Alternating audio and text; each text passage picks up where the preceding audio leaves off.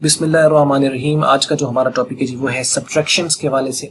Subtraction हमने यहाँ पे देखनी है कि जो बाइनरी होती है उसके अंदर जो सब्ट्रैक्शन है वो किस तरीके से होती है।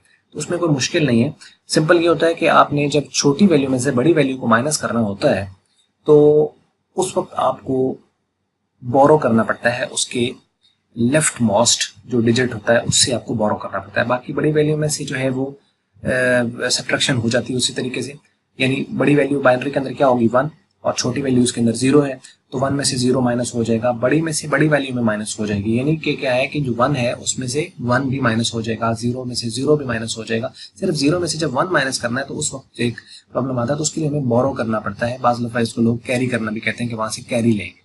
ठीक है, तो ये सब्ट्रैक्शन टेबल यहाँ पे एक दिया हुआ है। बाज़ दफ़ा एक क्वेश्चन, शॉर्ट क्वेश्चन ये भी आता होता है कि आपको ये कहा जाता है कि इसका जो सब्ट्रैक्शन टेबल है वो आप बना दें।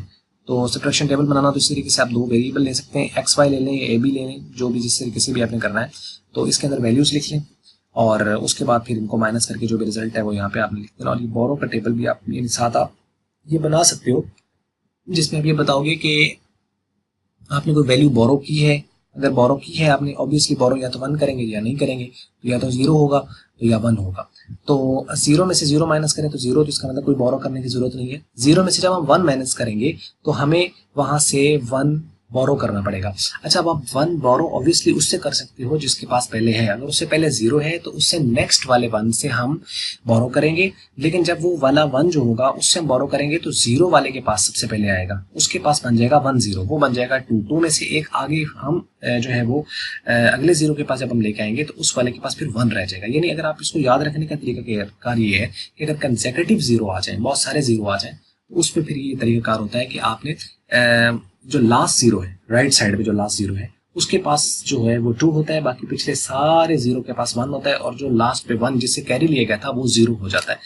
तो ये एक क्वेश्चन दिया हुआ है यहाँ पे, तो इसको हम देखते हैं सब्ट्रैक्ट करके भी, और बाकी टेबल को भी आप देख लें। 1 में से 0 माइनस करेंगे तो ऑब्वियसली वो 1 आ जाएगा, क्योंकि 1 में से 0 माइनस करें 1 आ जाएगा, कोई कैरी नहीं लिया, ना कोई बोरो किया हमने। और 1 में से 1 माइनस करेंगे तो 0, और कोई बोरो वगैरह हमने नहीं किया। नीचे एक एग्जांपल दी हुई है, तो आइए हम इस एग्जांपल को जो है वो देख लेते हैं कि ये क्या है। एग्जांपल यहाँ पे ये है जी कि इसमें गिवन है यहाँ पे कि 1 0 0 1 1 0 1 0, और उसके बाद जो है इसमें से ये हमने माइनस करना है। तो 0 में से 0 माइनस करेंगे तो 0 आ जाएगा, 1 में से 0 माइनस करेंगे तो 1 आ जाएगा, 0 में से 1 माइनस नहीं हो सकता, इस वाले 1 से कैरी लेंगे, ये वाला, ये जो 1 है ये कट जाएगा और यहाँ पे बन जाएगा 1 0, ये बन जाएगा 1 0। तो 1 0 किसके इक्वल होता है? 2 के इक्वल होता है डेसिमल में, यानी आप अपने हिसाब से देखेंगे तो 2 में से 1 आप माइनस करेंगे तो पीछे 1 बच जाएगा। अब आपने ये जो 1 था ये आपने चूंकि कैरी ले लिया था, बोरो कर लिया था आपने, तो इसका मतलब ये है कि ये अब 0 हो गया है। अब 0 में से 1, अब यहाँ पे ये गलती नहीं करनी, तो ये 1 लिखा हुआ है, इसी वजह से बाज़ दफ़ा इसको काट दिया जाता है, लेकिन अगर आप ना भी काटे आप याद रख सकते हैं। तो यहाँ 0 है, इसको फिर इस साथ वाले 1 से कैरी लेना पड़ेगा, ये बोरो करना पड़ेगा, ये बोरो करेगा यहाँ से 1, ये ऊपर जो 1 1 लिखा हुआ है असल में ये बोरो का लिया गया 1 है। तो यहाँ पे फिर क्या बन जाएगा आपके पास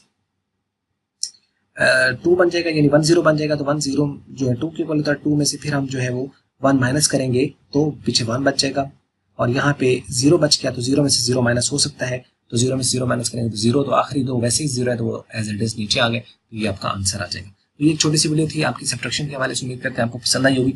अगर अच्छी लगी तो लाइक कर लें, अच्छी नहीं लगी तो इसको डिसलाइक, और वीडियो देखने का आपका बहुत बहुत शुक्रिया।